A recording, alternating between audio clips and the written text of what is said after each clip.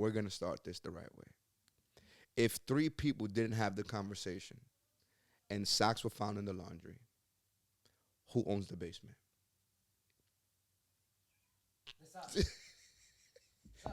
You don't have to answer that now. Get back to it later. You understand? Because I have a bunch of questions today, but that's the first one that's important. Because if a basketball never,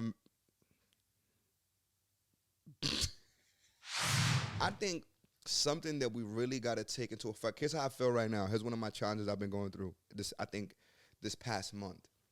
I usually go on a social media detox because sometimes I realize how I'm waking up, and the first thing I'm going to is that. You feel me? And now having a podcast is like, well, buddy, if you want to get the stuff out there, you want to promote, you can't necessarily just disappear. All right. So the dilemma of like, all right, get back to when you wake up, set my phone. Here's point number one. Set my phone charging away from my bed. It's charged before I go to bed. So now when the alarm goes off, it's over there. It's not near me to look. And the first thing I do, I have to hear this annoying alarm, get up, roll myself to the bathroom, and then, right? But what I'm realizing is doing something to my energy. It's doing something to the way I start my day. And it makes me think about some of us who are social, like if it comes to in regards to intake in social media, we're obese.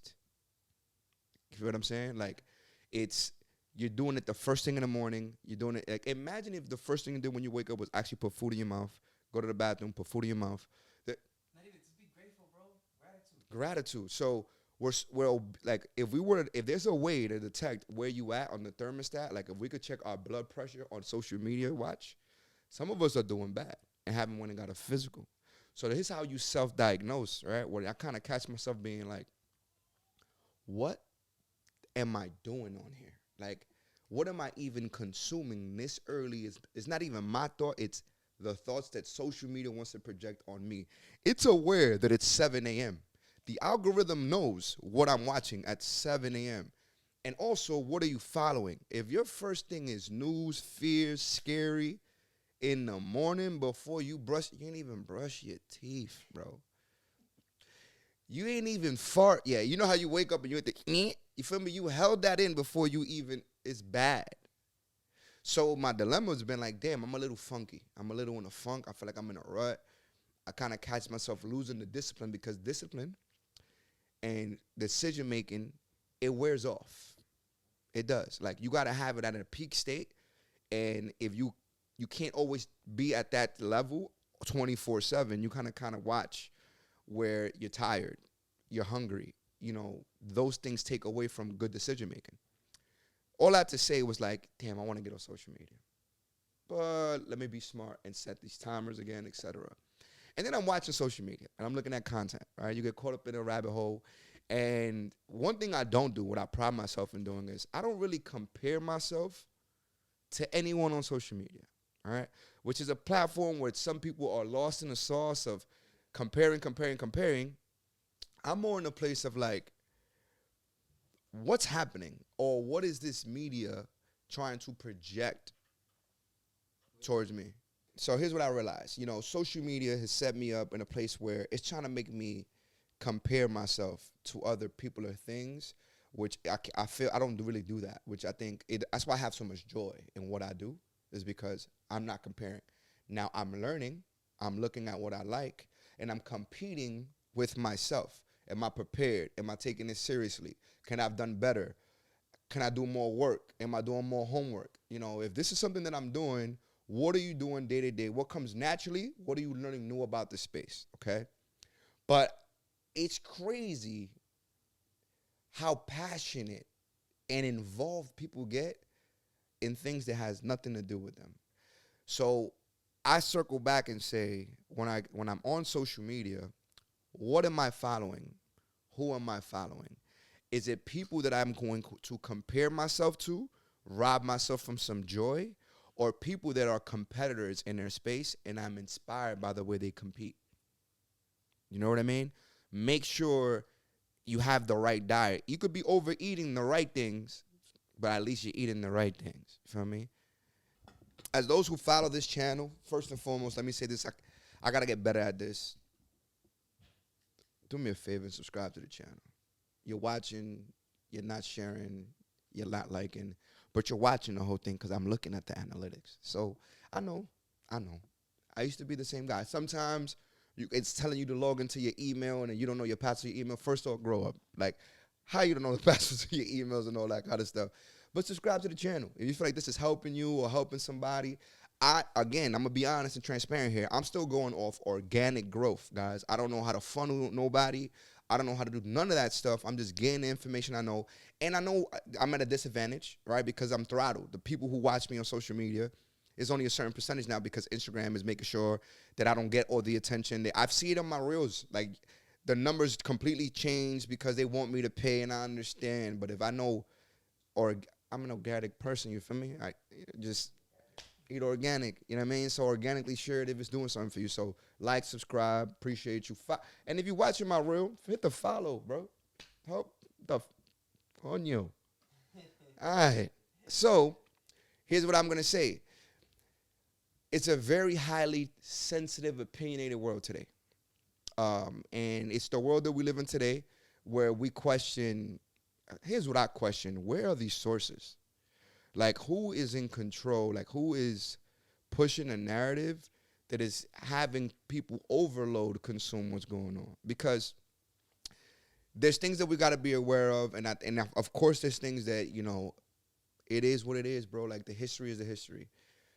And when people say some things and they do some things, you got to open up an eye to it. But who created cancel culture opposed to awareness culture, right? Like, I don't necessarily believe, unless someone was, I think Bernie Madoff, right? Bernie Madoff is a person that when he did what he did, created a Ponzi scheme, robbed people from their money. That is illegal. Cancel that man. He should have no rights to ever sell you any kind of services, financial services, things like that. It was for billions of dollars. Charities went down. Cancel culture, put him in jail. I'm with you. It's a crime. Today, where freedom of speech has become a crime is insane. Now, there's two sides of it, right? Because, yeah, they're saying there's freedom of speech, but you got to come with the consequences and stuff like that. But then, is there really freedom of speech if what I say, what I want, could demonetize me on social media, right? And whatever narrative goes. So it's crazy. So I say this. I'm not big on making this platform about celebrities or I'm using them as an example for what it's doing for me, or bringing someone to this platform to give me big awareness. But it's something that happened with Greg Cardone, right, the 10X guy, and we cannot ignore what happened because people are looking for receipts, things that he said 12 years ago. So what happened was he's being interviewed by a Trump. Okay, so it's Trump's god sister. I don't know what she was exactly, but it was definitely a Trump, and speaks on. Here's what he said. I'm paraphrasing. If he walks down the street and there's a white man over 55 years old, they won't recognize, or over 60, they won't recognize who he is. But if it's a black man or someone of color within the ages of 25 to 40, they will recognize who he is, right? He says stuff like, we speak in street terms. That's how we target to them. We speak in street terms, and, this is how we're able to grow that audience. Then there's also footage of him talking about, I got a lot of them in my organization, and a lot of them work for me. And he's speaking of people of color. I feel like I just want the approval to say the N-word. Like, there's documentations on this. He's actually interviewed by, he was interviewing Patrick Bet-David. Shout out to Patrick Bet-David. And he's like, I just want to be able to use it. Now, let me be clear here.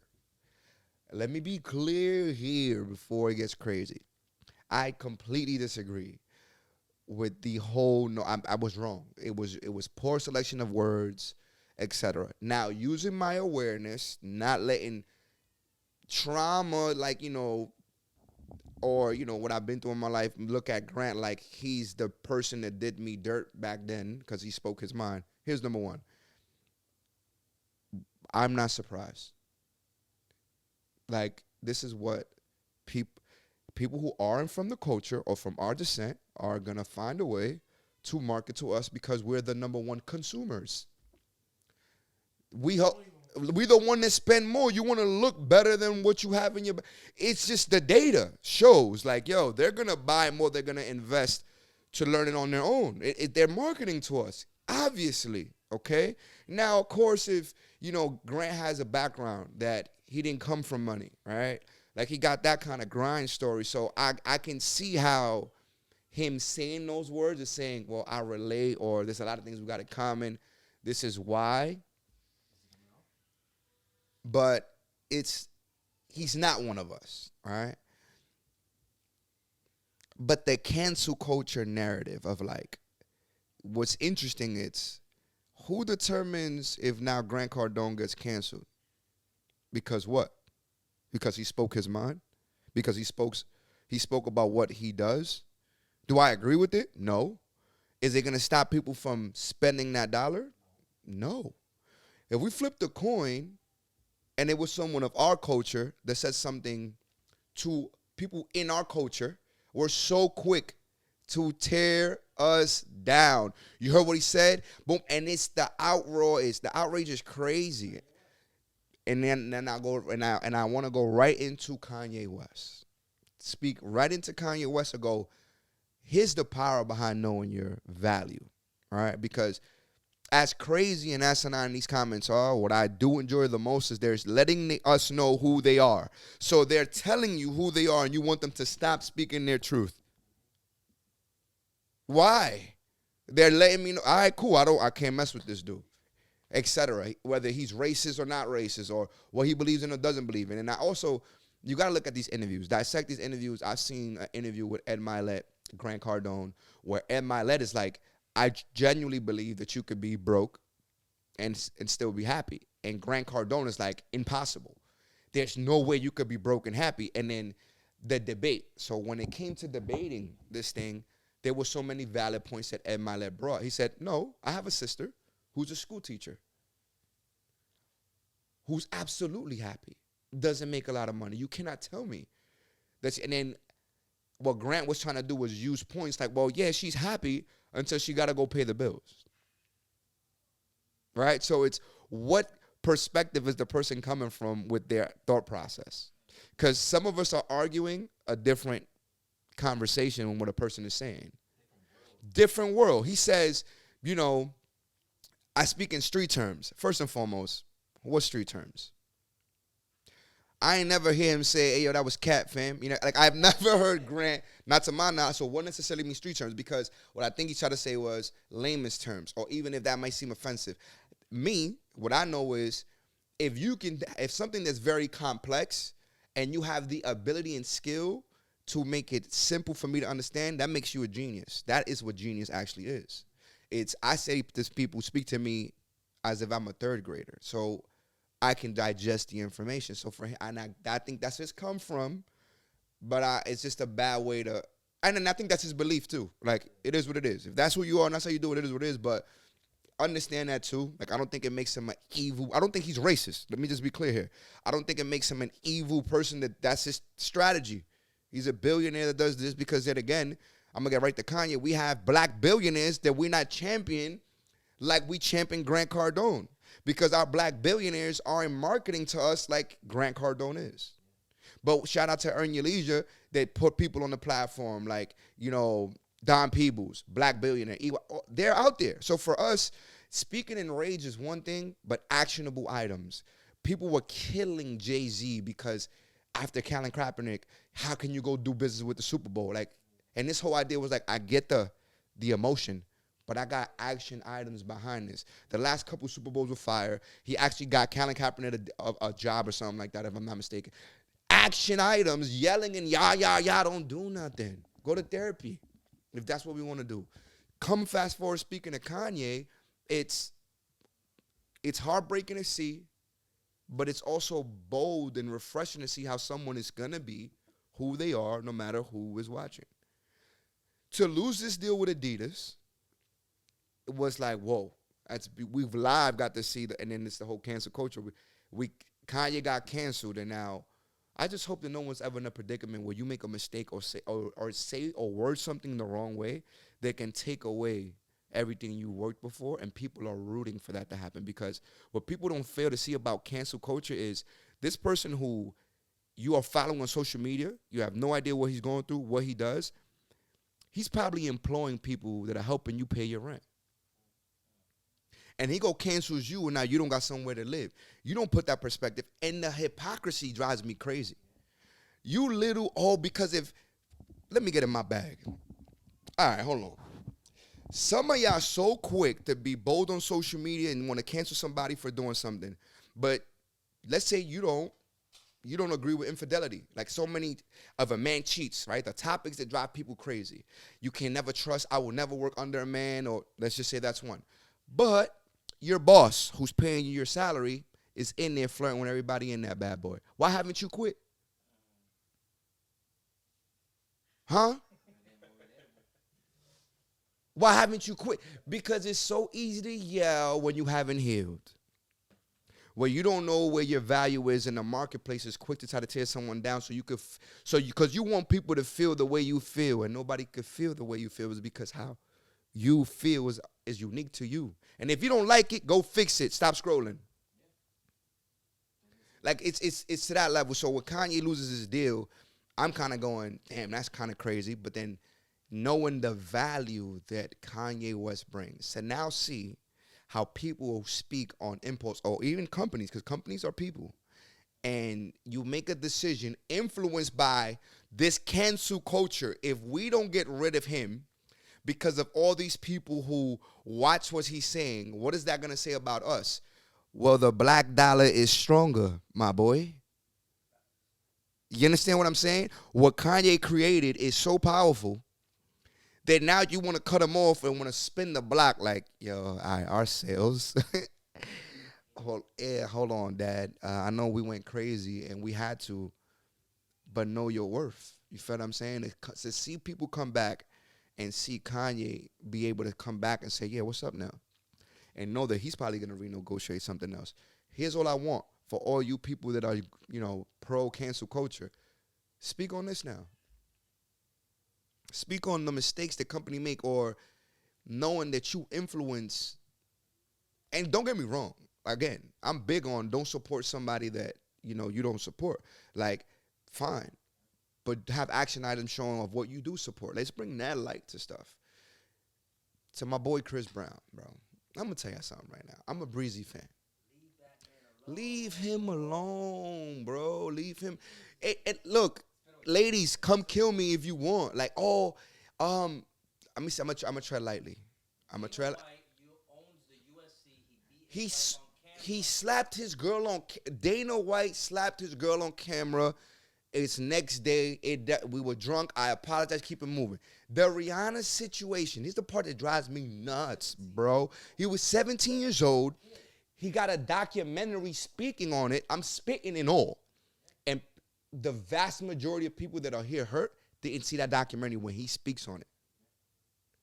He was 17 years old. A kid can't make a mistake. And then people are so quick to speak on their traumas. And my brother said this line before. What I end up copying. He grew up in a household where he was watching his mom get beat. What you don't want to become, you end up being. Help that man grow. Attacking that man, canceling him. And what I love about Chris is without the eye of the Grammy and all these big stages, he's selling out all these places. He's banking. That's another great. I understand if it's the side of women who are anti-men, who ever put their hands on people, I'm with you. I agree. I'm in agreement, right? Fine, but just don't make mistakes yourself, bro. He paid it. He paid the debt. He went to jail. Like, he did everything. He did it all, bro. He lost money. Like, what? The hate. And let me flip the token on this. Because this is what and look, if you're listening and I'm grinding your gears, hear me. My only job today is to challenge your perspective. What I'm saying isn't law. I'm just giving you a come from. I had no way, listen, not even an ounce of domestic violence I agree with. Not one. Not a bit. I've watched I've seen a lot, bro. I've seen a lot growing up, so it don't feel good. I don't think the person who's doing it, the person receiving it, none of the above. I saw a video on the jujitsu. What's his name? Renee, I think. There was a woman. Like, and this is the hardest part about these kind of conversations, right? Because we only hear about, oh, but he beats women and don't. All right, there's a lady she took Brazilian jiu-jitsu, and a 6'4", I'll find the clip, 6'4", a dude that was 6'4" was beating on his wife in public, bro. Like, beating on his wife. She goes and becomes this bold, courageous. This is a super, like, not all superheroes wear capes. Sees what's going on, sees an opening, gets behind the man and yokes him up. Yokes him up, bro. Like, she's explaining how when she got behind her, she caught the grip right away. And you're told how to stay calm in the pressure like this, but he's swinging, trying to get her off. 6'4", it's a little lady, bro. Swinging, and she stays there. She's telling people, just stay calm. Ladies, I was staying calm. I was breathing. While he was going crazy, I just held tighter. Lays the dude out. Knocked unconscious, okay?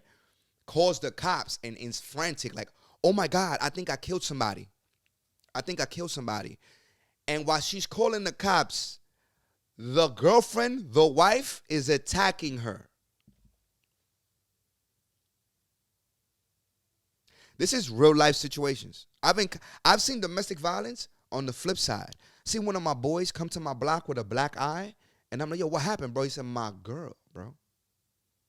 My girl. So men are being abused by women as well.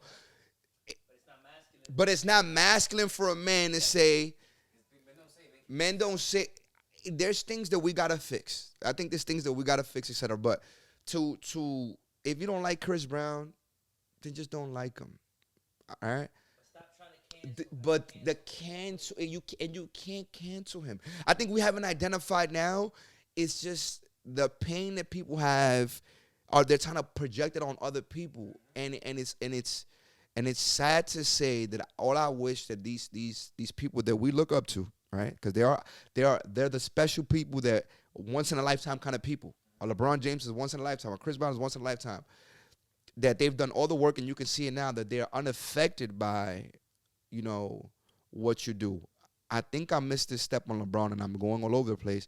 I remember LeBron saying, I just hope that I get one day to enjoy what I'm doing, because I'm constantly in the how do I win kind of deal. And I hope for that on Chris. And I hope for anybody who made a mistake and learn how to forgive themselves is in this constant battle. So you hypocrite. You need a water diet. You need to disappear for 6 months or face all your demons, because it sucks how the algorithm pushes that more on us than they push the good, which is crazy. So I think as I come to a landing, I'm not with cancel culture. I'm pro freedom of speech. I'm pro qualified critique, and I'm anti trauma emotional bonding to try to destroy somebody that you don't even know. Do right by you, follow the right people, eat the right foods, consume the right content. Get on a detox if you need to. Get on a diet. And to answer the question before we go, if 3 people said yes before they said no, how does maybe get written in the dictionary?